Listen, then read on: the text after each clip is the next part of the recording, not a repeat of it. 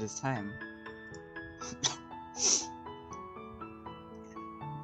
Where were we? How far did we get last time? That's exactly what I'm asking. That's what I'm saying. I think we're decently far into Juliet's route. We've already done this bit, but how far are we into rehearsals?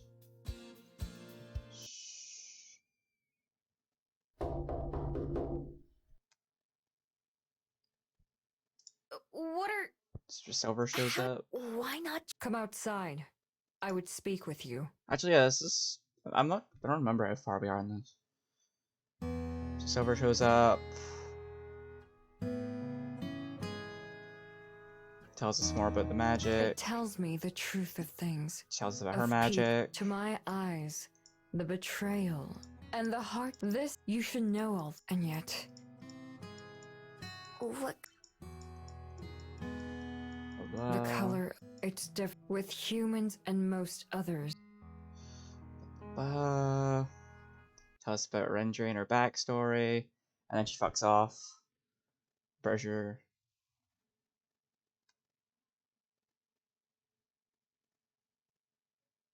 You can skip this, so we already read it.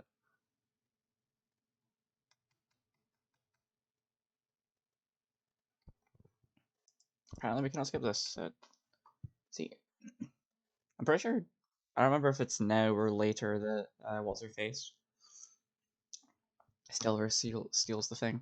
So I don't mind either way, but I could have never guessed how that one bad decision affected the rest of my life. It was here in the library that I told Aspen and Juliet that I wanted to learn how to be a person. At the time, that seemed almost as impossible as learning to read. A lot of impossible things have happened to me in this place, though. Now it's hard to imagine as not having the library, what it would be like to walk out the door for a final time and never go back. It seems as unbelievable as all the other changes that have occurred in my life. That's why I can't stop thinking about it. I know it could happen. Looking back at the papers in front of me, I glanced through the list of names written there. Some are new, but others I recognize. Some people have been coming here longer than I have, while others have just visited for the first time. I wonder if I know them better than Juliet does. The library door opens and I look up to see a familiar face. Hey, Aspen! Aspen waves as she approaches the desk. Hello, hello! She wasn't here for breakfast, so this is the first time I've seen her today. In fact, I was going to have to call her soon just to check in. You're not working today? No. In fact, I even asked to have my hours cut back a bit. I need all the writing time. Are you still trying to find a publisher? Unfortunately. It's not all bad, though. I haven't gotten any outright acceptances yet, but I've had some interest at least.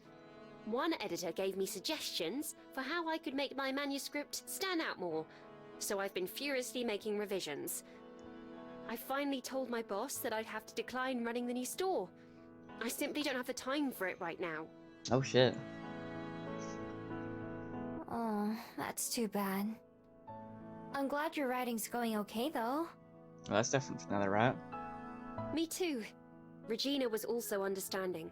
Disappointed, but understanding. I actually came up here to do some writing since it's been a while. I take it Juliet's gone to bed already? Yeah. After breakfast, like usual. Tell her I said hello later, please. How are things going for the two of you? What do you mean? I mean, you've been dating for a few weeks now, right? How's that going? Oh, it's good, I think. She raises her eyebrows. You think? Well... Aspen doesn't know about Juliet potentially leaving, or how that's been on both our minds, and I promised Juliet I wouldn't tell her about it either. Seeing me struggle for how to answer, Aspen's face softens a bit. Would you like to talk about it? Not that I'm much of a help when it comes to this kind of thing, but if you have to think about it for so long, then clearly something is amiss. I thought you were going to be busy writing. I'm not so busy that I can't listen to a friend's troubles, but you don't have to tell me about it if you don't want to. No, it would be kind of nice to talk about it, I guess. Although, there's some stuff I can't tell you. That's fine. I understand. Would you like to go back to the dining room? For a bit more privacy? That sounds good. Leaving the library papers at the desk, the two of us go back and sit down at the table. So, what's eating at you? I don't know where to start. More specifically, it's hard to say without breaking my promise, but also it's more than just the uncertainty that's been bugging me. Let me try then. Do you like dating Juliet? Oh hey JK! It's been a while. Welcome. Thanks for the raid. Hello, one other person. What's happening? Hi. I've been missing you. Lovely to see you again.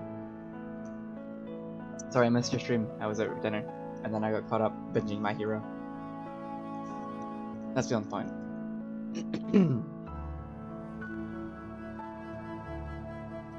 Yeah. That one's easy at least. Good.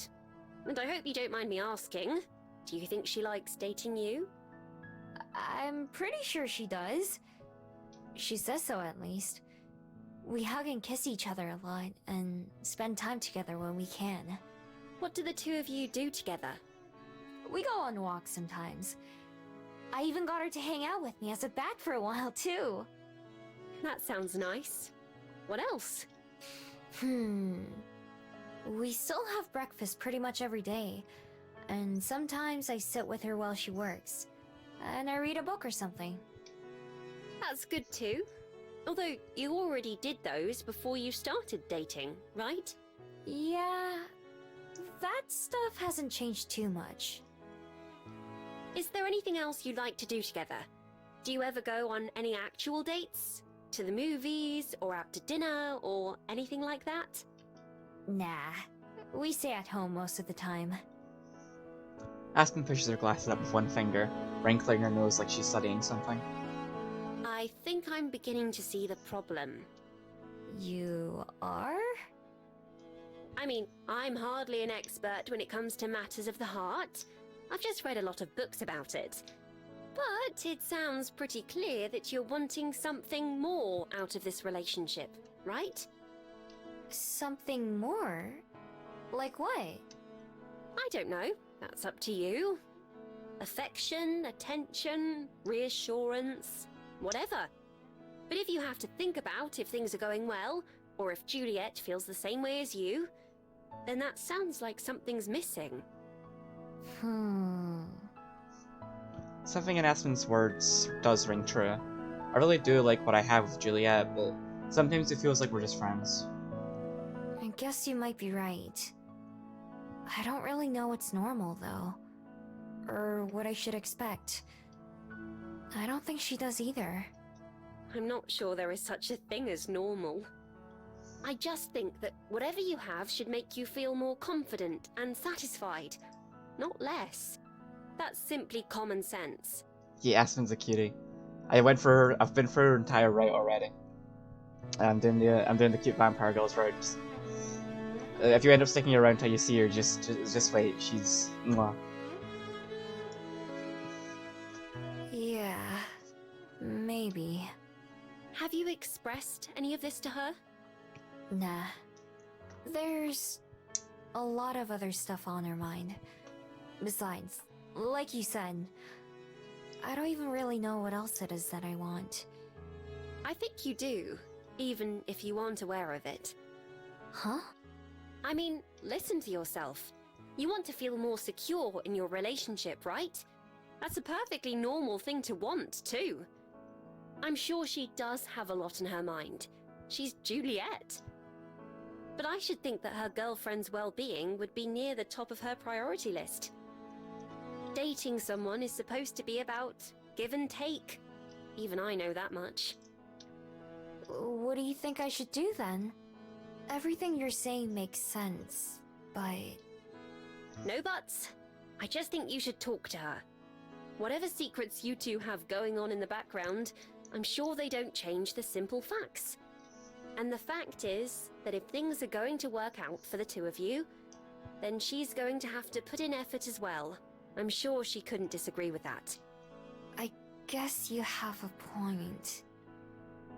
Although I don't want to admit it, what Aspen's saying feels right. Bringing all this up with Juliet sounds difficult, especially when I'm trying to make her not want to go. I worry that if I tell her everything I'm thinking, it might make her decision to leave. But I can't deny that one way or another, something has to change. Of course I do. Even if it's just that talking things out makes things better. If they don't get better, then that's a resolution unto itself. You both have to want what's best for yourselves, and for each other. Hopefully those will line up, but if not, then you're just going to keep feeling this way. I'm not exactly sure how you feel, beyond confused, but I can hardly imagine it's pleasant. It's not all bad. I really do like the time that I spend with her. I like that we can just be together without saying or doing much. I just wish that wasn't all we did. Tell her that.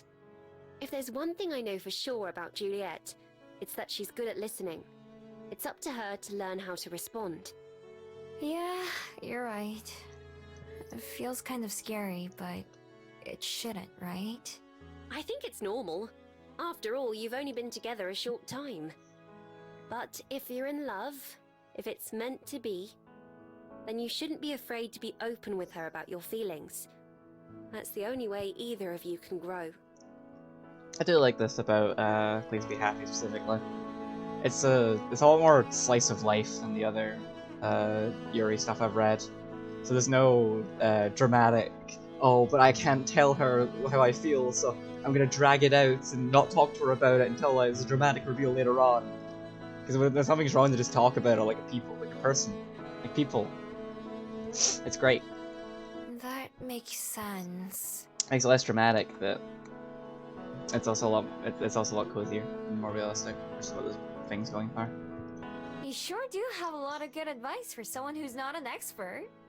I don't really need to be in this case. Besides, I know the two of you well enough to get how things turned out this way. That's why I think it will be all right in the end, too. I hope you're right. Thanks for talking with me. And for everything you said, too. Of course. I'm glad I could help. I want things to work out for the both of you. With our conversation finished, Aspen sets up her writing stuff in the kitchen, since the main room is too crowded, and brews herself a pot of coffee. I go back to my seat at the front to think about what she said. One thing Aspen is definitely right about is that the notion of leaving doesn't change her other problems. Honestly, it's a relief to hear her think of them as problems too. I've been afraid of doing the wrong thing so much that it's kept me from trying to do the right thing. Juliet and I will talk about heavy stuff and then split up to think about it on our own. Then, when we do spend time together, neither of us bring it up. I've been that way because I don't want to bring the mood down or spoil what could be good times, but it's not like that. It's not like that's kept us from feeling bad. Maybe it'd be better to just get it over with, painful or not. Maybe it would help us both make up our minds. Even if the conclusions we come to are the ones I'm afraid of, it's not like delaying them will make them any less real. Hiding from the truth doesn't make it untrue. Taking a deep breath, I steel myself for the conversation I know I'll have to have with her later, and start thinking about what it is I want to say. This is the final Tommy scene? Because we've already seen all the Tommy scenes. Ah, shit. Okay, I've spent all day thinking about Aspen's words and what I want to say to Juliet. My feelings are still a mess. Regardless, I plan to talk to her tonight. Every other day that I put it off, just another day that I'll feel like this. Aspen said I shouldn't be afraid of talking to Juliet, but in this case, it's hard not to be nervous. After all, this conversation could change our entire relationship, for better or for worse. That means my entire life could change too. I should be used to potential life-changing moments by now, but my heart is still racing. All I can do is trust in myself and in Juliet. Doing these two things have gotten me this far. I just have to speak from my heart and hope that she understands. In a weird way, I'm kind of glad that it feels like there's so much in the line here. No matter what happens, I hope I can have some closure soon. The last library guest eventually leaves, and I finish everything that needs doing. After pointlessly adjusting the chairs and straightening out some papers for the 100th time, I go to the kitchen and make myself a cup of tea. I found myself drinking more tea over the past few weeks. I still don't like the taste on its own, but with enough sugar I can tolerate it. Making tea is kind of soothing too. Heating up the water, skipping the leaves, watching it steep. I imagine that's why Juliet drinks it, even as a vampire. I sit at the table and sip my drink, unable to do much besides that. I consider going and watching TV, but I know I wouldn't be able to pay attention, so instead I sit and wait. After what seems like forever, I finally hear sounds from upstairs. I force myself to wait a little bit longer and give Juliet some time to properly wake up. Waving my palms on my legs, I count the seconds away. And it feels like it's been long enough. I stand up. Before I go upstairs, I refill my mug and prepare a cup of tea for Juliet as well. Again, the simple process helps me to focus on something else for a moment and clear my mind.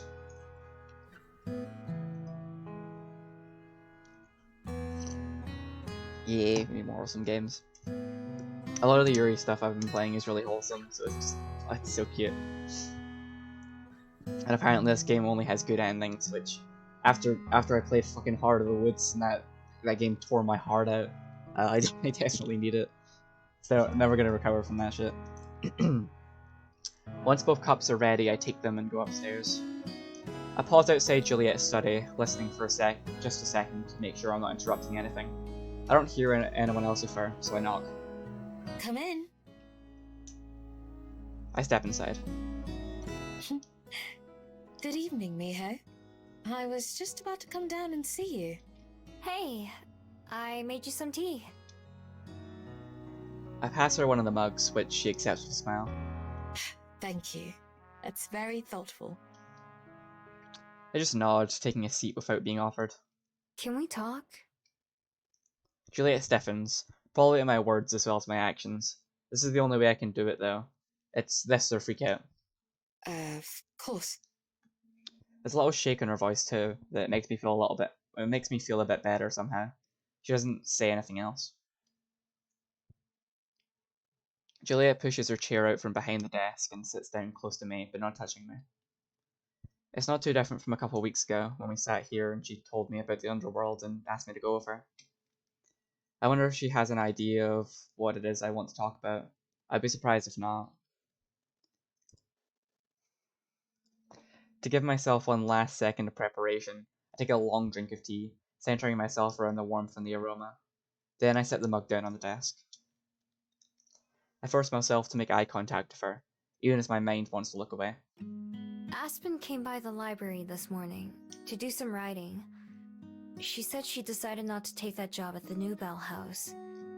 We talked for a while, and she asked some questions about us. About you and me, I mean. She asked how things were going between us, and I told her I don't really know, basically. Juliet's eyes widen, and I see her shallow, but she doesn't say anything. I see her swallow, but she doesn't say anything. She just waits for me to continue. She could tell that something was bothering me. I didn't tell her you might be leaving, just to get that out of the way. I kept my promise about that. She asked me some other questions, though, and helped me realize some stuff. Some stuff that I've been feeling for a while, but didn't tell you. Because I didn't want to bother you when you already have so much on your mind. And I was afraid that if I did, it might be another reason to make you want to leave. But talking with Aspen made me realize that if I don't tell you, then it's just going to make things worse. So I spent all day trying to think about how to say it, but still couldn't figure it out. Obviously. Still silent, Juliet is so motionless as she listens that she could almost pass for a doll. I take a deep breath, looking away from her face. Do you love me? My throat contracts as I ask, barely able to whisper. I take a sip of tea to steady myself. Oh, Miho, of course I do. I do love you. I hadn't meant to make you question that. Juliet whispers too, also sounding strained. Her hand twitches like she's going to reach for me, but stops herself. I love you too. This time my words sound more like a gasp. I can feel the imminent pressure of tears, and it's all I can do to keep myself from crying. I really do. You helped teach me what love even is. And that I could be in love. So that's why. That's why. 2 tears roll down my cheeks as I look into her eyes again, seeing them sparkle as well. That's why I don't want to have to ask. I just want to know. We say it to each other, and we hug and we kiss, but it feels like that's it. I know we said we didn't need to use certain words or do certain things, and that's true, but sometimes it feels like we're still just friends, like nothing's changed. I like being with you and just doing nothing, but I don't want to always do nothing. And to do things you want to do too. I want to have fun with you, not just make you less sad. Sometimes, I don't even know if I do that. It's not just that you want to leave. I get why you do. But even if I go with you, would things be any different?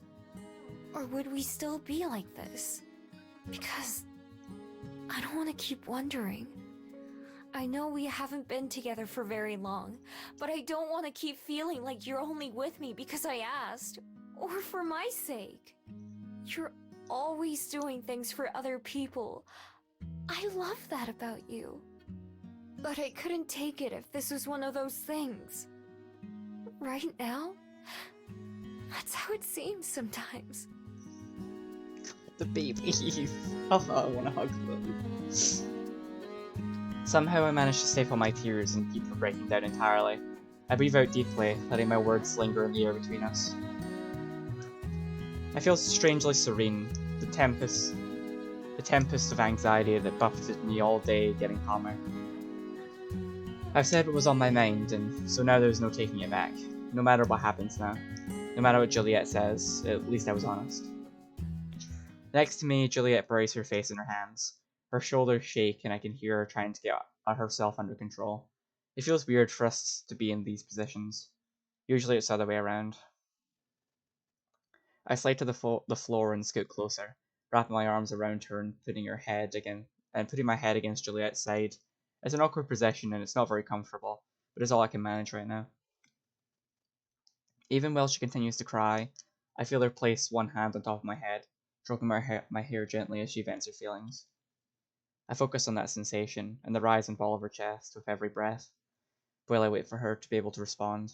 She let me say my piece uninterrupted, and I want to do the same for her. Slowly, Juliet regains her composure and finally wipes her face with one sleeve. I lean back and sit up, though I stay on the floor close to her. It's not the first time I've seen Juliet cry, but I've never seen her look like this before. Now she's a mess. Miho, I reach up and take one of her hands, wet with tears. I don't even know where to begin. I suppose I should start with what's most important. Juliet stands and I stand with her. Like when we danced and several other times after that, we face each other just a few inches apart. I love you, Miho. I truly do. So much that it scares me. And I've let that fear hurt you. I'm not young anymore. From the outside, I've seen so many relationships begin and end. I've had dalliances of my own. I know the volatility of the heart. So, to find myself falling for you so quickly and so deeply, I didn't know how to respond to my own feelings with anything other than doubt. We spoke of this before, with Aspen in the gardens that night. I thought that I could be the kind of friend I said I would. Closer and more vulnerable. I did mean those words, believing that that kind of friendship was enough. Yet even as I promised to be more open, I was already setting new boundaries in my heart. I knew of Aspen's feelings for you at the time, even as I was aware of my own beginning to blossom. When you came to me and asked about love, I expected and even wanted you to accept Aspen's confession. And while I would never, ever have wished for her to forget you like she did, the pathetic relief I felt when you told me you had decided not to return her feelings was indescribable. Over the coming days, as I began to suspect that you might feel the same way about me as I did about you, I found myself of two minds, hoping I was right and hoping I was wrong. Even as I told you that pain and heartbreak were unavoidable parts of connection and relationships, I could feel the sharp sting of hypocrisy in my throat. The words I spoke were true, and yet I had sworn myself away from those things. The thought of being with you was euphoric, and the thought of someday losing you was crushing. Those are both still true as well. That night by the sea, when you said that you loved me, I was so happy and so afraid. By remaining somewhere in the middle, I thought that I was protecting you as well as myself. What a fool I was. All I've done is hurt both of us more. Baby, God, it's my heart. I can't wait any longer. I pull Juliet towards me, taking her by surprise. She stumbles, but I catch her, wrapping my arms around her again. I hold her as tightly as I can, like I'll never let go. I'm sorry, Miho. I am so sorry for making you feel this way for so long. It's okay.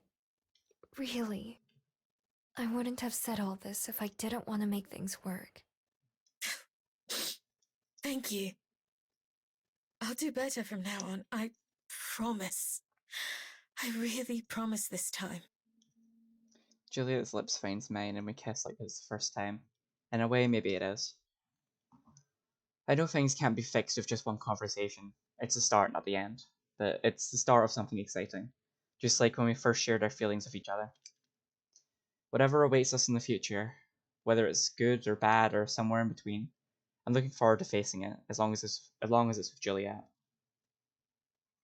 Juliet eventually ends our kiss, but only moves far enough away to look down at me lovingly.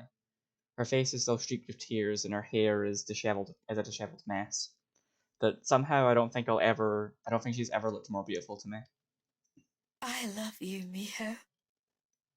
I can't help but smile in response. I love you too. So cute, God.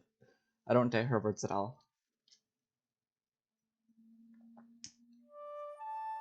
When Juliet and I finally said our goodbyes for the night and went to sleep, it was with a much lighter heart than the past few days.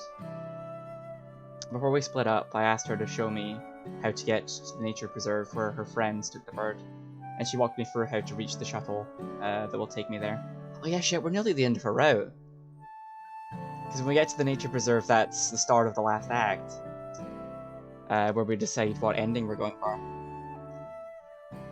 Shit. I might just binge it, I don't think I've got much else to do tonight.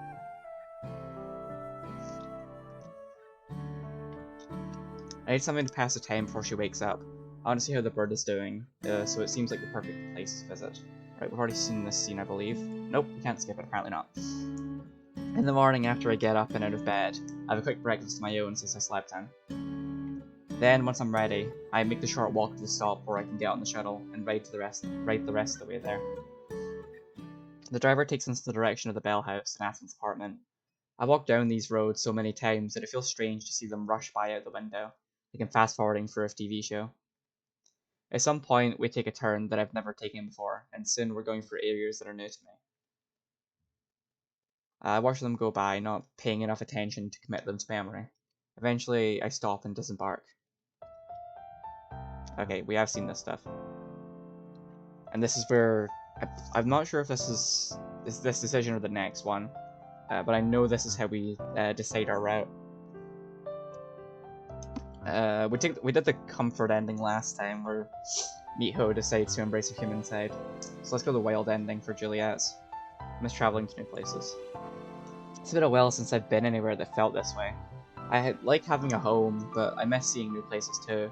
If it weren't for my magic, I'd like to start traveling again, now that I have somewhere to come back to. I quietly pay for my ticket, then hurry out as fast as I can. I see why Juliet said they wouldn't be able to help me find my bird. There are a ton of places it could be, but that doesn't mean I can't try. I believe this is more stuff I've already seen. She meets the park ranger lady. Talk about fate and such. Then we find out that the bird died when it got there.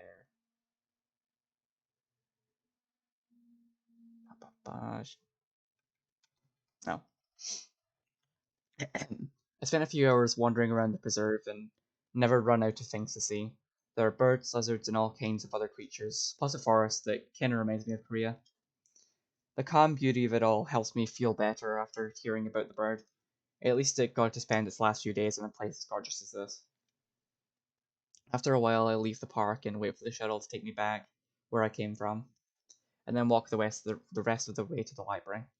Once I'm home, I spend the rest of the day napping and watching TV while I wait for Juliet to wake up. That night, I'm dozing off in my room, drifting in and out of sleep when there's a knock at my door. 3 knocks like always. Come in. It's a girl. Also, I'm not sure if Jakey's still here, but if you are, isn't she cute? Just, both love interests are adorable.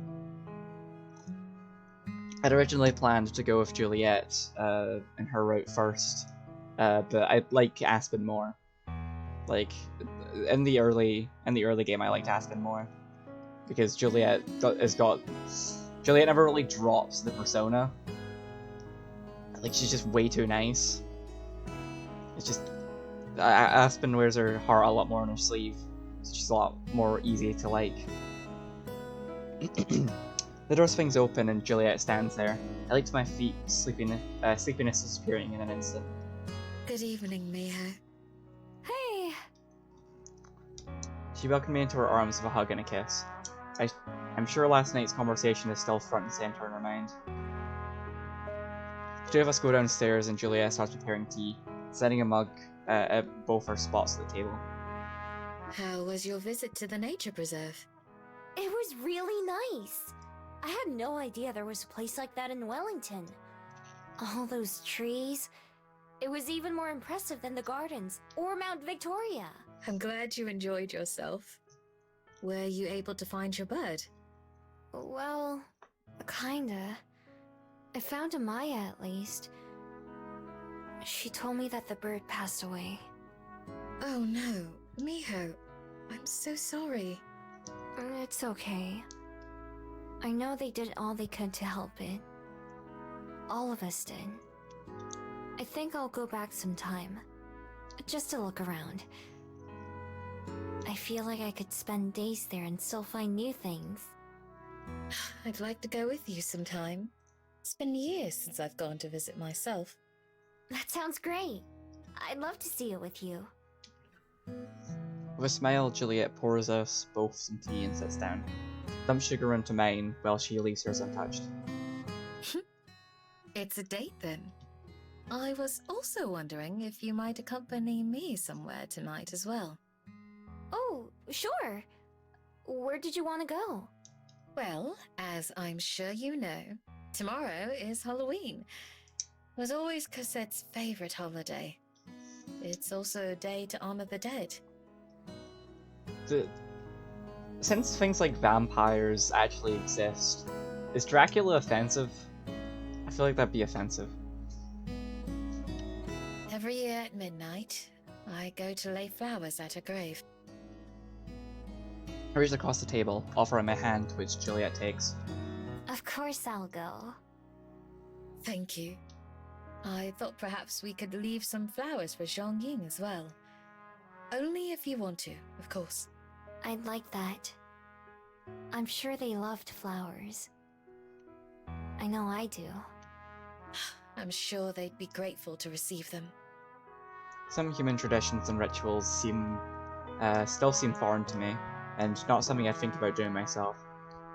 That was true of plenty of other things that I now take for granted though, like holding hands and drinking tea.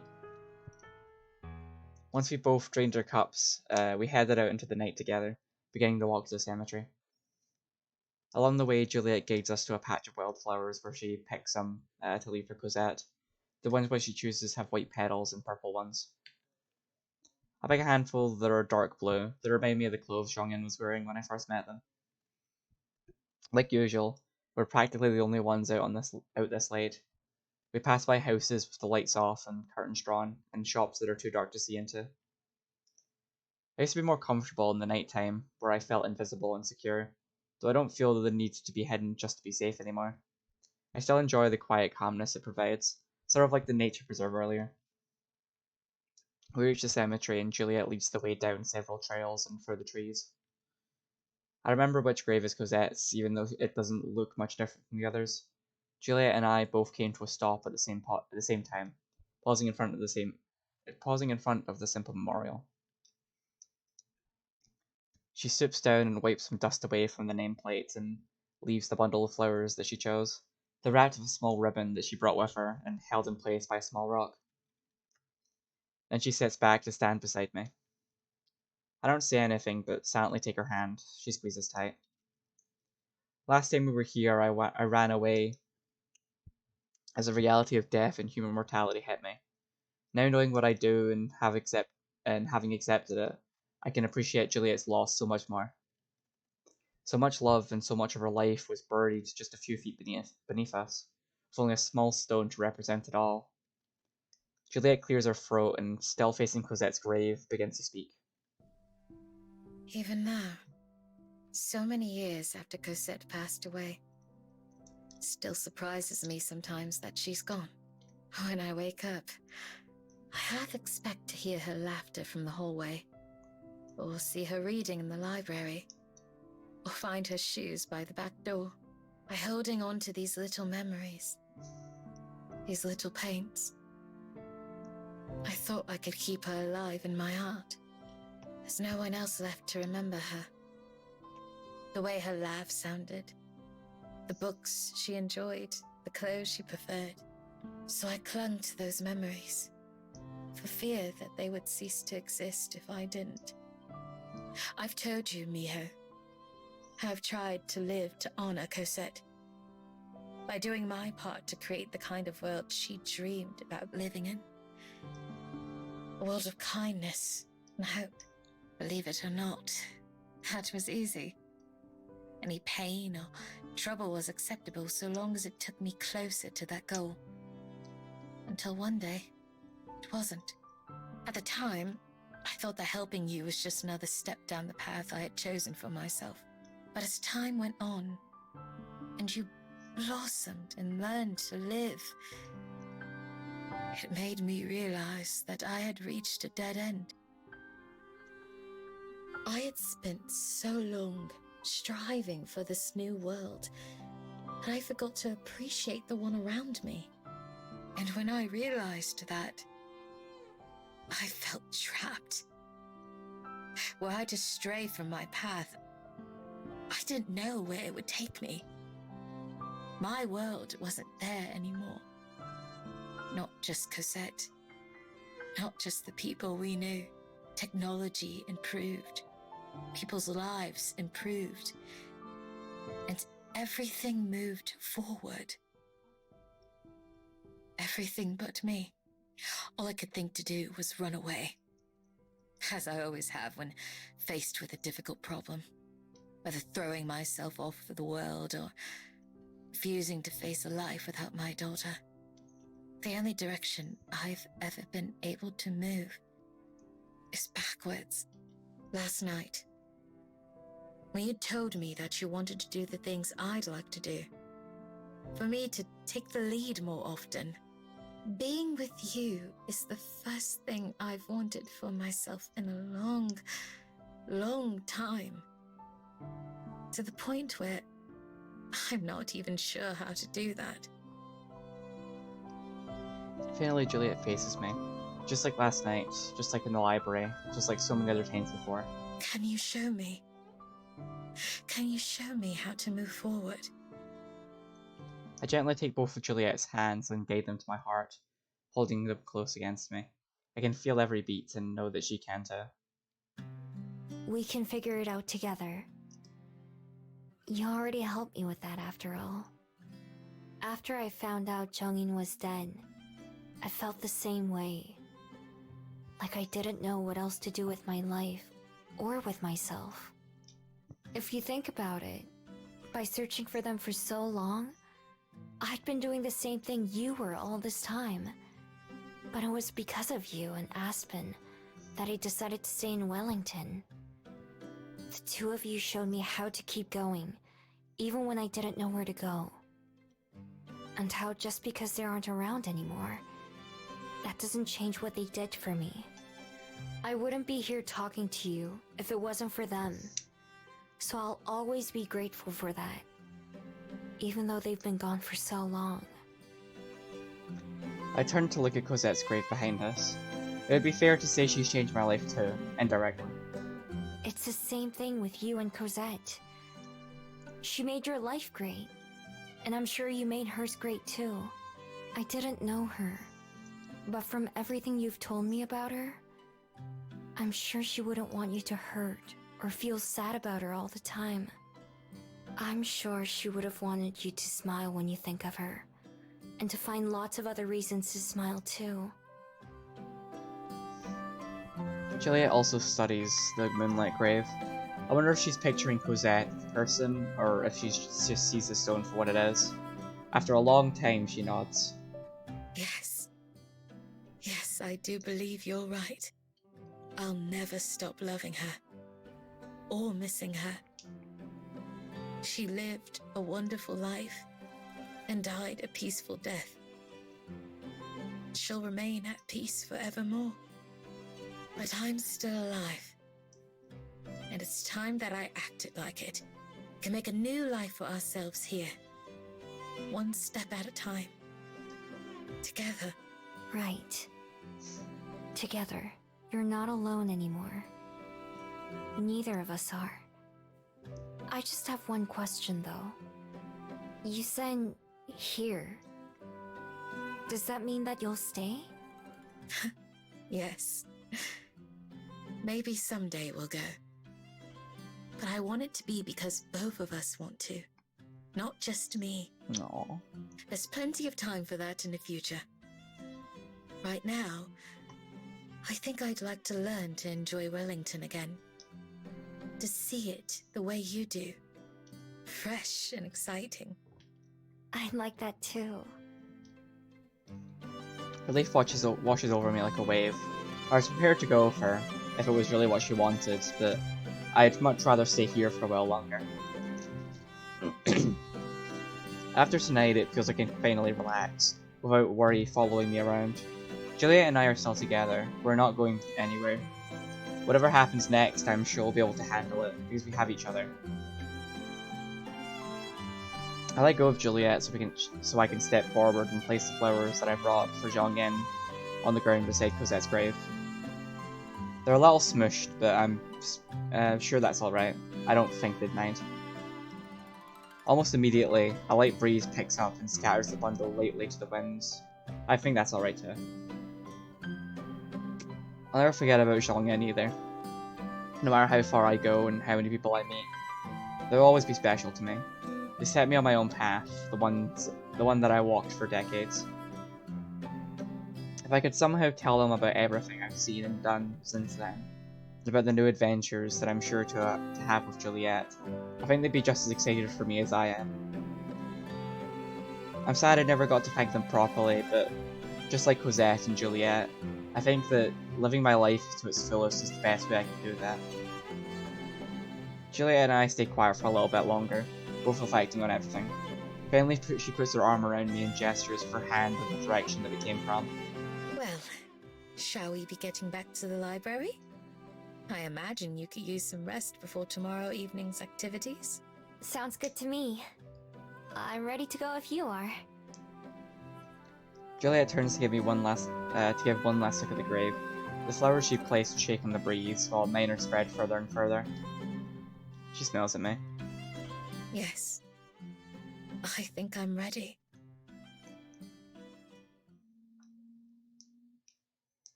As the day winds down and starts to get darker, a light breeze starts to pick up. Not enough to be cold, but enough to make me glad I have my jacket. Aspen, Juliet, and I sit on the front porch, lights, watching the road. How long until people start showing up? Right, we've already seen the Halloween. How much am I... You know, starts eating all the shit. Her beat goes cold. It's... I'm gonna go look upstairs. Silver stole the thing.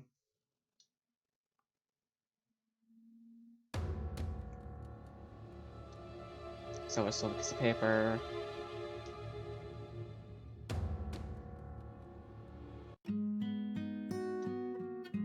Don't you have anything to say? Yeah, even that. You speak like a... Well, we could... Why? Because otherwise, it all just passes by. But once I did, once I let someone pull me in, someone took a chance on me once too. Argue for a bit. Even as I read it, I thought that I must be missing something. Please be happy. She said the thing. What simple not. And yet...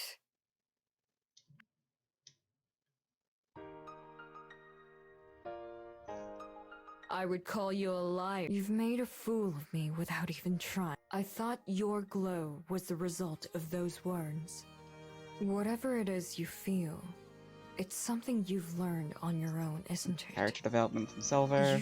Maybe not on my own. But yeah.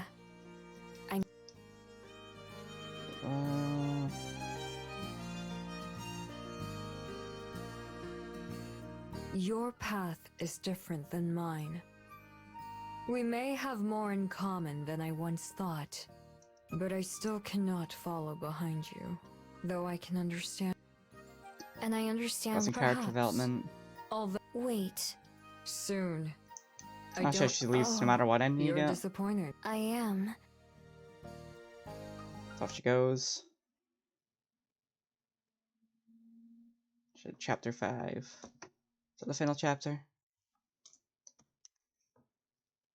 I think so. Let's save here. Yeah, chapter 5 is the last chapter. Probably should have saved that decision. Oh well. How long have I been streaming? Only like 50 minutes. I'll stream. My throat's getting kind of sore, but I'll just stream for longer. I'll see how far we go. I might finish it, might not. If I don't, then we'll leave it for next week. Let's see how far we go. November passes without much trouble. As summer gets closer, it grows warmer outside. Life at the library is the same as ever in a lot of ways. Mornings are for breakfast with Juliet, and the days are spent walking or with my friends. Juliet occasionally stays up late so that she can help out the library more and get to know the patrons better. Aspen comes by when she can, sometimes only staying for a meal and sometimes spending the day with us. I haven't seen Silver since Halloween, so over a month now. What? How's it becoming summer? Did it celebrate Halloween other times in New Zealand or something?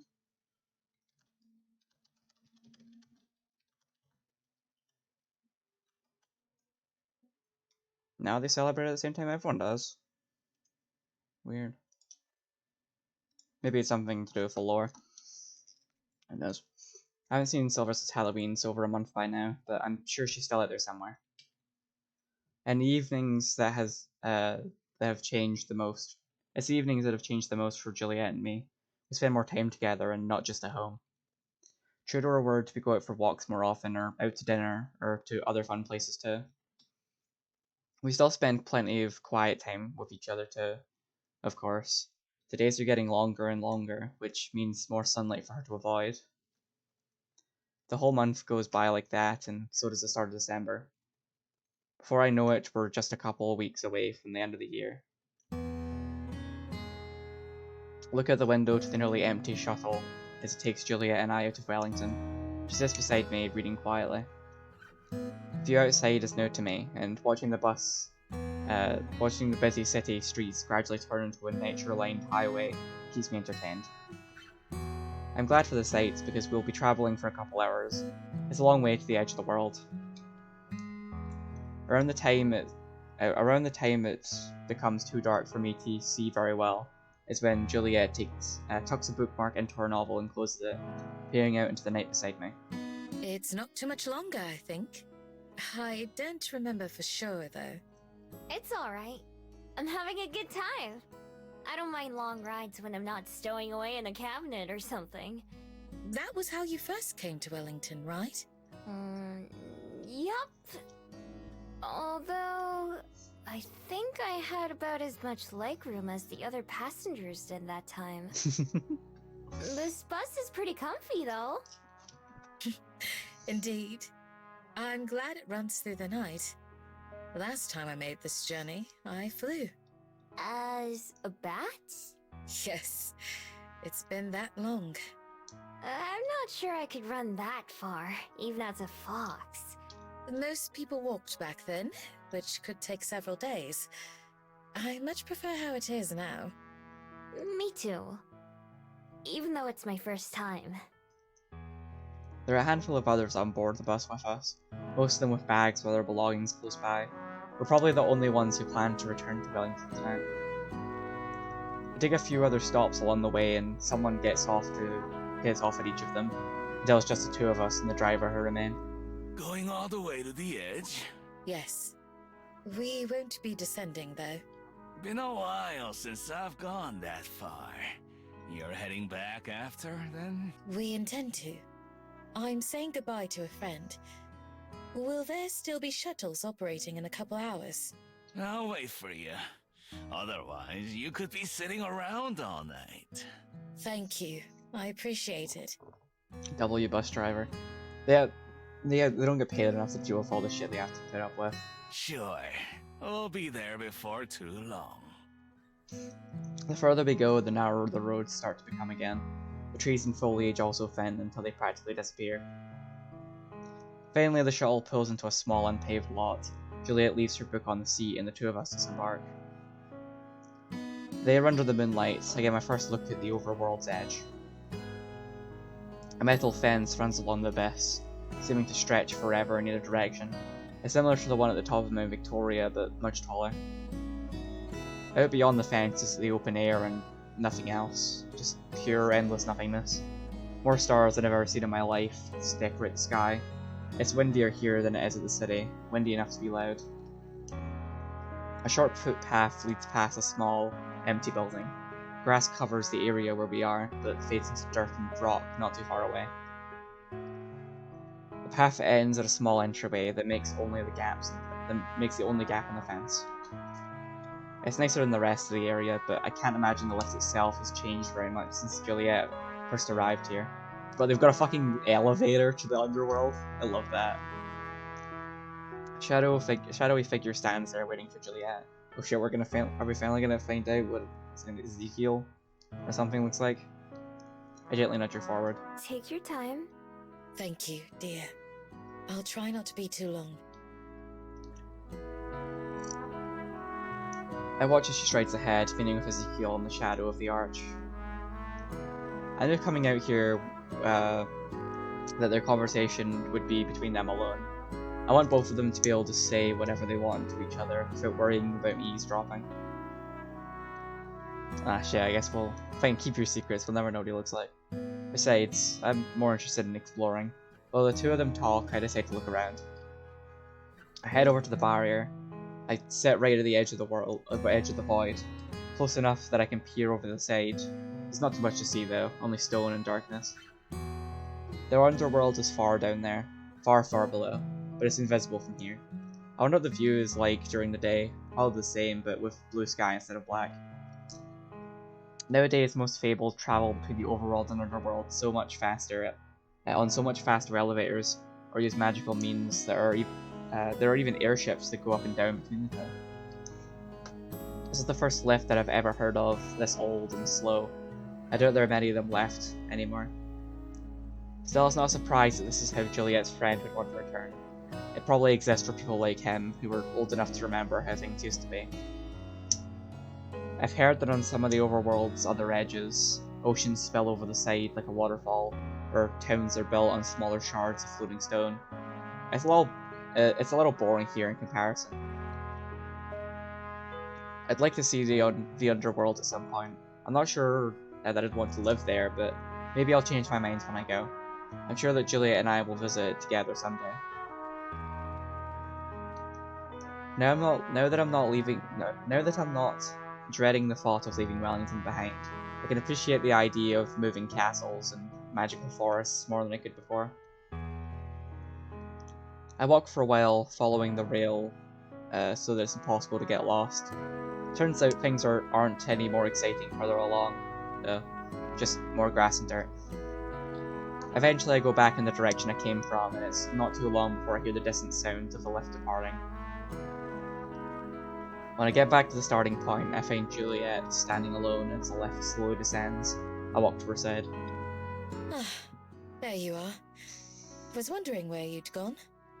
Thank you for waiting for me. Of course. I just walked for a bit, but there wasn't much to see. How'd it go? We said what I expect will be our last goodbyes. He goes eagerly to a well-deserved rest. How do you feel? Are you okay? I am. I'm grateful for everything. In the end, our paths diverged, and we're both going our separate ways without any regrets. I don't say it, but I'm sure Juliet is thinking the same thing I am. Ezekiel was her last tie to her former life, her former lives even. Now it's just her and I and the infinite possibilities ahead of us. From here on out, the future is what we create.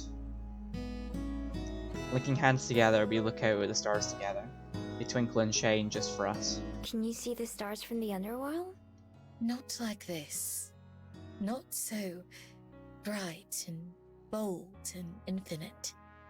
I'd miss them if I couldn't see them anymore. As would I. As would I. As one, we return to the waiting shuttle and the long ride back to the library. By the time we arrive, both of us are exhausted. Lately, we've been on the same schedule more often, not just so she can spend more time at the library, but so we can be awake at the same time too. She has to take midday naps every now and then to make it work, but that doesn't seem to bother her too much. Before we can go inside, Julia stops me with a gentle touch. Aww. She turns to me and gazes up, and I gaze up sleepily, just as she leans in to kiss me. Even through the layers of fog settling on my brain, I'm able to appreciate the softness of her hands and the warmth of her lips. I put my own hand on her shoulder to steady myself and just to feel closer to her. When she pulls away, we still remain close together. Thank you, Miho, for going with me today, and for giving me a reason to come back. Thanks for making me want to stay. I'd like to go there with you. Someday. But... right now? Mine now turns into a big yawn. Juliet smiles. I agree. Right now, let's just get some sleep. When I wake up from breakfast, I find Juliet frowning in the kitchen. Morning! What's wrong? She has the fridge door open and is looking into it intently. Good morning. It isn't a big deal, but I could have sworn there was still half a block of cheese left that I was going to serve with breakfast today, but now I can't find it. Did you have it for a snack? Nope. Maybe we ate the rest of it yesterday. There was cheese on our sandwiches for dinner. That must be it. I just forgot. It's okay. I'm fine with toast and eggs like always. Coming right up. While Juliet prepares the food, I make us tea. Juliet still does most of the cooking, but tea's become my responsibility a lot of the time. I like it because it gives me a way to help contribute to our meal. I've even been cooking for myself sometimes, though Juliet's food is still way tastier. Naturally, breakfast is good, even without any cheese. Once we're done eating and just sitting together, Juliet reaches over and takes my hand. Miho, there's something I wanted to ask you. Ooh. Sure. What's up? Earlier this morning, I saw that I'd received a reply to a message that I never expected to be Oh answered. shit, this is where she talks to Zhongyun's relative. A couple months ago, I managed to find someone online that they never got back to me. But then today, she said that if you'd like to talk with her, is that something? Oh, I guess. I thought that might be the case. Read all this stuff Okay, already. If I hear from Right.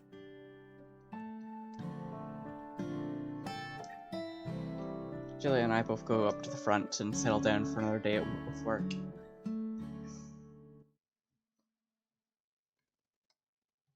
I haven't read this one.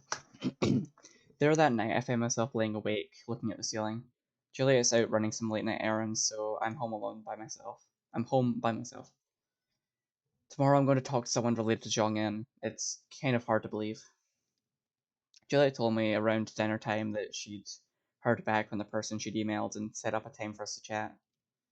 I don't know how much she'll be able to tell me since they're only distant relatives. Still, anything will be nice to know. I've been excited to learn much more about them. I haven't been expecting to learn much more about them at all. As I'm laying there thinking about what I'll ask tomorrow, I hear a muffled thump from the kitchen downstairs. I sit up. It's a little early for Juliet to be back. Maybe she forgot something? Doesn't seem likely though. Did Silver stealing her shit? I move silently. I'm pretty sure Myth on the Pearl is Silver's famous, probably Silver. I move silently and get up and leave my room. I'm out of practice when it comes to being stealthy, but some things just come naturally. It's dark downstairs, just like we left it when we closed up for the night and went to bed. I tiptoe over the kitchen, peeking into the darkness. Juliet's not there, nor is anything out of the ordinary. I look for what could have made that noise and finally noticed Juliet's parasol laying on the floor. It must have fallen over and hit the counter or something as it did so.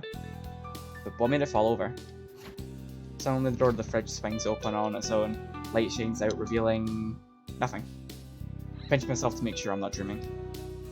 Right before my eyes, an apple and half a sandwich that I made earlier float up from out of the shelves and into the open air, and the door shuts behind them, bringing back the darkness. The apple and sandwich float out of the kitchen towards the front of the library, turning the corner and disappearing into the book room. I swallow. Some kind of magic is clearly at work here, but I don't know what kind. I consider going upstairs to get my phone and call Juliet, but my curiosity gets the better of me. Quickly but quietly, I fall in the same direction, poking my head around just in time to see the food float right behind one of the far shelves. I take deep breaths as I move towards it, feeling my old fight or flight response kicking in for the first time in months. Pressing my back against the shelves, I slowly peer around the corner. Oh shit, new character. Sitting on the ground, her back against the wall, is a young girl. Pointy ears mark her as some kind of fabled, rather than a human. Just the apple in one hand and the sandwich in the other, and a raggedy blanket beneath her. She takes a nosy bite of the apple, smacking her lips as she chews, followed by a noisy bite of sandwich. Whatever I was expecting, it wasn't a kid. I jerk backwards in surprise, so startled that my shoulder bumps against the bookshelf, causing her whole books to fall into their side with a heavy smack. I put my head back around to see the girl drop the apple in fright. Her eyes go huge. I step out in front of her, about to ask her name or what she's doing. The girl's scream takes me by surprise, and in an instant she disappears from sight. 1 second she's there, the next she's not. What the? I hear footsteps and feel the air move as she rushes past me, and I realize what's happening. She can turn invisible. Hey, wait! I reach out in the direction I think she is, but grab only empty air. I don't even know what I've done if I somehow caught her. Running towards the front, I arrive just in time to see the front door open and close immediately. She hurries outside. I follow, throwing the door open wide as I go. I step out into the front porch though. I know she's already gone. Starting in the darkness, I look for any sign of her, but I don't see or hear anything. For all I know, she could be right next to me. I consider calling out to her, but I'm sure she wouldn't believe anything I have to say. What would I say? Judging by the blanket, and she's probably planning to sleep in the library. The spot she chose was not too far from the one I picked when I was going through the same thing. The missing cheese this morning makes sense now too. How long has she been doing this? Is it possible that other food has gone missing too and we just didn't notice? I don't know how old she is, but it's clear that she's just a child. Did she run away from home or something? Or does she not have one? It's a comfortable night out, without any threat of rain, which is a relief. But I know that even the best night outside doesn't really compare to having a roof over your head. I stay out front for a little while longer, but of course she doesn't come back, or at least she doesn't show herself. Eventually I return to the spot where she was hiding. The apple lays on its side, already turning brown in the one spot where a bite was taken. Cheese, tomato, and mayonnaise stick to the floor where the sandwich fell apart, with a slice of bread nearby. I clean everything up and toss the dirty food into the trash. Then I make another sandwich and grab another apple, wrapping those in a paper towel just like when I took some food to Silver. I also grabbed the ratty blanket with some holes running through a lot of it. It has holes running through a lot of it, and doesn't really feel warm to begin with. I fold it up and go back outside, standing it on the edge of the porch along with the food, then I return to my room. From my bedroom window, I have a clear view of the path to the library. I watch for a while, waiting to see if the girl returns, but she doesn't. Maybe I scared her away for good. If I'd be in her position, I probably wouldn't come back anytime soon. Eventually my eyes get heavy and I lie down, settling into bed. Wherever the girl is, whenever the girl is out there, wherever the girl is out there, I hope she's able to get some decent sleep. Juliet's waiting with a smile to greet me before breakfast. Good morning, my love. Did you sleep well? Oh, Morning. Actually, you'll never guess what happened. I tell her about all the events of last night. As expected, Juliet seems more concerned about the girl's condition than she is the stolen food. Worry creases her brow as she serves her usual meal. Did you see a blanket with food on it when you got home? No, I didn't. So I suppose she must have returned at some point then. Yeah. I look around the room once again. It's possible she's right here with us, but not revealing herself. Maybe I'll see her again. If I do, what should I say? I'm not entirely sure. I can only imagine that a child who has to steal food is living with difficult circumstances. But without knowing what those are, it's hard to say how we could help her. Or if she even needs help. That as well. Of course, Juliet goes straight to offering assistance without even having to think about it. That's basically where my thoughts were headed to, though. From the moment I stood up, I had my survival instincts to keep me safe. From the moment I stood upright, I had my survival instincts to keep me safe. I was able to adapt to my new life as a thief pretty quickly. It's possible this girl has been living the same way for a long time, but still, she's still too young to have to. Well, I'll keep an eye out. If I do see her, I can try to learn more about her. At the very least, maybe we can find out where she came from. Yes, I think that would be for the best. I'll keep an eye out as well. On a lighter note, this arrived for you yesterday. Julia retrieves a small envelope from the kitchen counter and hands it to me. She must have gotten it from the mail this morning. I take it and look over the names. It's the first time I've ever seen something addressed to me. It's from Cello! The baby actually responded. Let's go! Gonna get to hear from the baby squad. Juliet nods happily. I'd forgotten all about my promise to keep in touch with her. I'm glad she remembered. I raised my nail to carefully open the envelope and slide out the folded paper inside. Dear Ms. Miho, how have you been? Life here in Amarina has been very busy ever since we got back from our trip. First of all, you and Ms. Juliet might be glad to know that we got a perfect score on our project. Even our teacher said that she learned a lot about Wellington. Aw. It was a little embarrassing to put on a play like that, but I had fun in the end. I think Pippa did too, although she would never admit it. And of course Armand had a great time. He can't stop talking about how he'd like to visit Wellington again. If you see him arrive on the library's doorstep, please take good care of him. For some reason, he and Pippa only seem to be able to remember Ms. Juliet. I guess that probably doesn't surprise you, though. I promise that I won't forget, at least. Since coming back to Amarina, I've been trying to find a special place that makes it feel more like home. Although I'm still looking, I've seen a lot more of the town than I would have otherwise. I still miss the ocean, but I'm learning to love the rivers and canals more. If you ever come to Amarina, you'll have to try riding one of the gondolas. Usually I prefer swimming, but being on one of the boats was nice too. One of the companies that runs them even has a cute cat mascot, and he'll let you pet him if you're nice. I hope that you're doing well too. I'm looking forward to hearing about anything exciting that's happened. Please say hello to Ms. Juliet for me, and Happy New Year to both of you. Aw. Your friend, Cello. Adorable. Oh, I love the baby squad.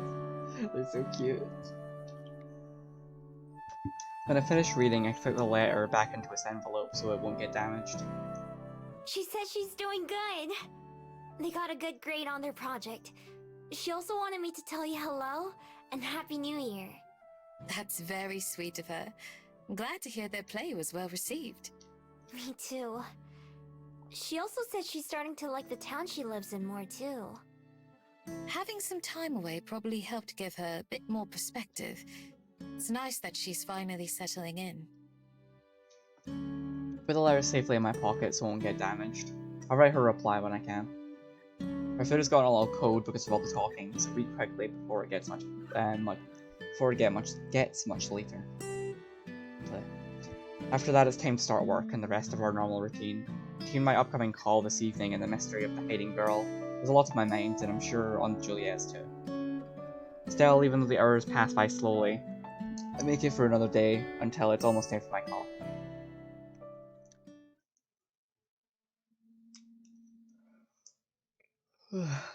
With that, I'll save here.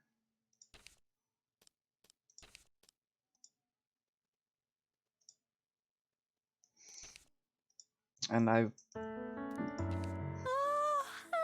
gonna take a 5. Sam. I was expecting this to be...